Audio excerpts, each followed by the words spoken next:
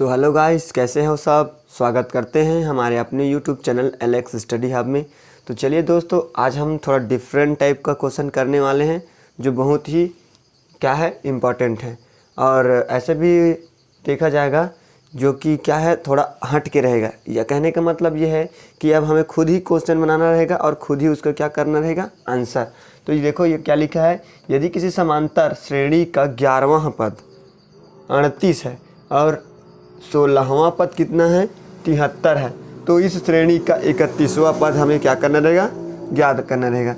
अब देखो, हमें क्या है, न तो ए का वैल्यू दिया है और न ही डी का वैल्यू दिया है, और हमें ऐसा लग रहा है कि केवल एन का वैल्यू दिया है। तो हमें क्या करना रहेगा, ए और डी को मान के चलेंगे। श्रेणी है उसका क्या है, प्रथम पद ए है और सर्वांतर क्या है, डी है। तो सबसे पहले मान लेते हैं,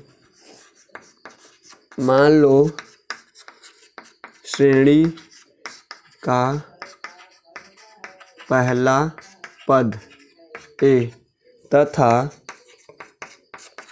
सर्वांतर क्या है, सर्वांतर क्या है, डी है। तब प्रश्नानुसार, प्रश्न में क्या दिया है उसको लिखेंगे प्रश्नानुसार। प्रश्न में जो बोला गया है उसको क्या लिखा है कि श्रेणी का 11वां पद कितना है, 38 है। तो टी एन के वैल्यू कितना हो जाएगा, 38, और एनवां पद कितना हो जाएगा, 11। तो हम लिखते हैं टी 11 बराबर कितना है, 38। ठीक है, टी 11 बराबर कितना है, 38 है ना। टी 11 बराबर कितना है, 38। तो एन का वैल्यू कितना हो जाएगा हम लोग के पास, 11। इसी प्रकार अब सेकेंड देखते हैं, तो क्या लिखे है, 16वां। तो टी 16 बराबर कितना है, बोल रहा है 73। तो एन का वैल्यू कितना आ जाएगा, 16। तो चलिए अब हम ए और डी के लिए मान के चलेंगे। तो पहले के लिए हम लोग ले लेंगे कि a plus n minus 1 into d बराबर टी एन। तो टी एन के वैल्यू कितना दिया है, 38। तो इसके जगह में हम लोग लिखेंगे 38, और एन का वैल्यू कितना दिया है, 11 माइनस 1, और डी का वैल्यू हमें पता नहीं है और ए का वैल्यू हमें पता नहीं है। तो ए प्लस 11 में से 1 गया तो कितना हो जाएगा, 10, डी बराबर कितना हो जाएगा, 38। इसे देंगे हम लोग समीकरण नंबर पहला। ठीक है, समीकरण नंबर पहला। अब दूसरा पोजीशन में क्या बोला है कि उसका 16वां पद कितना है, 73। तो दूसरा पोजीशन में लिखेंगे ए प्लस 73, यहाँ आ जाएगा कितना, 16वां। तो 16 माइनस 1 और डी बराबर कितना हो जाएगा, 73। तो ए प्लस 16 में गया तो कितना बचेगा, 15। तो 15 डी बराबर कितना हो जाएगा, 73। समीकरण नंबर दूसरा। अब देखो, ये समीकरण नंबर 1 और समीकरण नंबर 2 को विलोपन विधि से क्या करेंगे, हल करेंगे।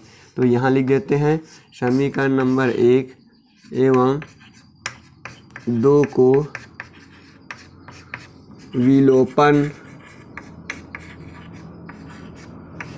विधि से हल करने पर चलिए विलोपन विधि से हम इसको क्या करेंगे, हल करेंगे। तो ए प्लस 10d बराबर 38, और इधर लिखा है a plus 15d is equal to 73। तो चलिए इसको क्या कर देते हैं, घटा देते हैं। यहाँ प्लस है उसका क्या हो जाएगा, माइनस, प्लस का माइनस, और ये प्लस का माइनस। देखिए ए आपस में क्या जाता है, कैंसिल। विलोपन विधि अगर नहीं पढ़े हो तो आप हमारे प्लेलिस्ट में जाकर देख सकते हैं विलोपन विधि कैसे बनाते हैं, और उसके बाद फिर आपको आसानी से समझ में आ जाएगा। देखिए 10 है और ये 15 है, तो 15 में से 10 जाएगा तो कितना बचेगा, -5, और ये डी है तो डी। इधर देखो क्या लिखा है, 73 में से 38, तो कितना बचेगा। तो चलिए घटा के देख लेते हैं कितना होगा, 73 और ये 38, यानी कि 13 में से कितना जाएगा, 8 जाएगा। तो 8, 9, 10, 11, 12, 13, कितना बचेगा, 5। कितना बचेगा, 5। इसका हासिल दे दिया तो कितना हो जाएगा, 4, 4 और 3, 7, यानी कि कितना बच गया, 35। बड़ा संख्या इसीलिए क्या हो जाएगा, माइनस। दोनों ओर माइनस है, आपस में क्या हो जाता है, माइनस, कैंसिल। तो देखिए 5 है तो डी, और ये 5 गुना में है, इधर आ जाएगा तो कितना में हो जाएगा, भाग में। तो 5 डी बराबर 5 एकम 5, 5 सत्ते 35। तो डी के वैल्यू कितना आ गया है, डी का वैल्यू आया है अपना कितना 7। अब डी का वैल्यू कितना दिया है 7 दिया है, तो हमें अब किसका वैल्यू ज्ञात करना रहेगा ए का, क्योंकि हमें अगर ए और डी का वैल्यू नहीं पता रहेगा तब हम लोग क्या करेंगे सवाल को नहीं बना सकते, क्योंकि हमें ए और डी का वैल्यू पता रहेगा तब तो हम उसका क्या ज्ञात करेंगे, एक तीसरा पद ज्ञात करेंगे। तो चलिए अब ए के ज्ञात करने हैं, तो समीकरण नंबर 1 में मान रखेंगे। समीकरण नंबर 1 में डी का मान रखने पर अब डी का मान रखेंगे तो लिखेंगे a प्लस 10 और डी का मान कितना दिया है 7 बराबर कितना दिया है 38। तो a प्लस 10 सत्य कितना हो जाएगा 70 बराबर 38। तो a बराबर कितना हो जाएगा, a बराबर कितना हो जाएगा, यहाँ से a का मान हो जाएगा 70, तो उधर चला जाएगा -70 और ये 38। घटाओगे 10 में से 8 गया तो कितना हो जाएगा 2, हासिल आई 1 हो गया और ये 4 हो गया, 4 और 3 7, कितना हो जाएगा 32 -32। ए का वैल्यू कितना आया -32। अब इसी प्रकार हम लोग क्या करेंगे, ए और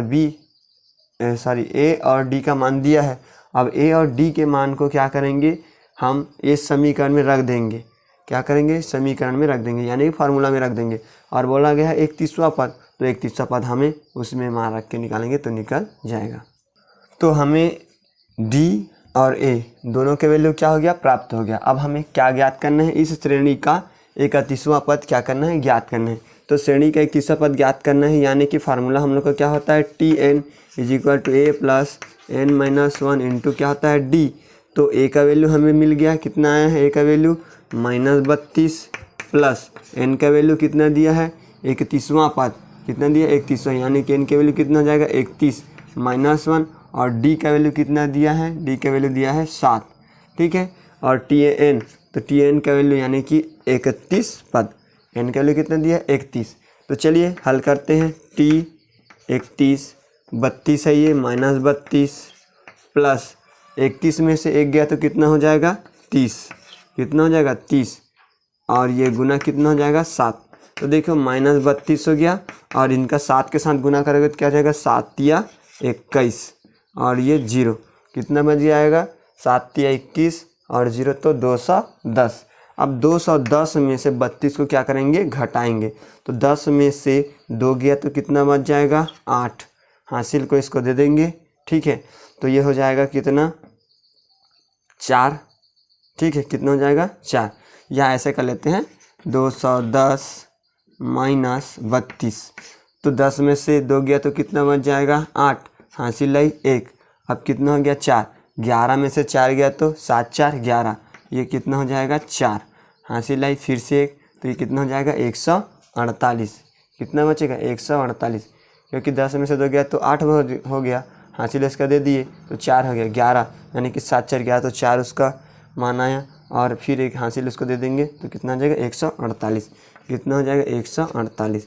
तो श्रेणी का एक तीसरा पद कितना हो जाएगा अपना 48, 148। तो इस प्रकार से हमें इसका ज्ञात करना रहता है। So thanks for watching.